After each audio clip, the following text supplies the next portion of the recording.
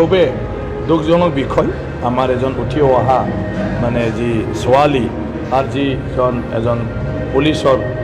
প্ৰশাসনিক বিষয়া আছিল সাব ইন্সপেক্টৰ আছিলে এইটো বয়সত আমি হেৰুৱাব লগা হোৱাটো খুবেই মানে আমাৰ কাৰণে দুৰ্ভাগ্যজনক কথা বাকী ইয়াৰ অন্তৰালত কি আছে কি নাই যদি কোনোবা সাসপেক্ট কৰিছে নিশ্চয়কৈ ইয়াৰ ওপৰত এটা ইনকুৱাৰী হ'ব আৰু সেইবোৰ হ'লে আসল মানে পিকচাৰটো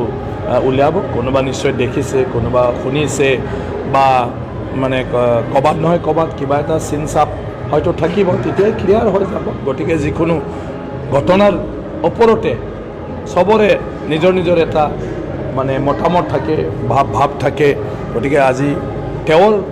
যেটো এক্সিডেন্টৰ দ্বাৰা প্ৰাণ গ'ল তাতেও কাৰোবাৰ নহয় কাৰোবাৰ কিবা নহয় কিবা তেনেকুৱা ধৰণৰ ভাৱ থাকিব আৰু সেইবোৰ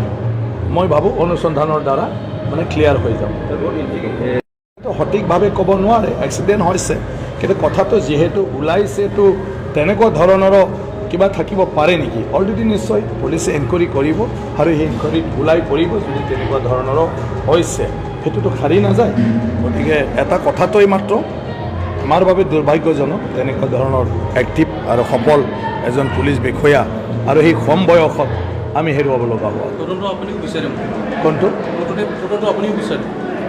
নহয় নহয় তেনেকুৱা নহয় কথাটো অলৰেডি সেইটো মানে অলপ বিচাৰ খোচাৰ কৰিবই ক'ত গৈছিল কিয় আহিছিল কেনেকুৱা হ'ল কিমান বজাত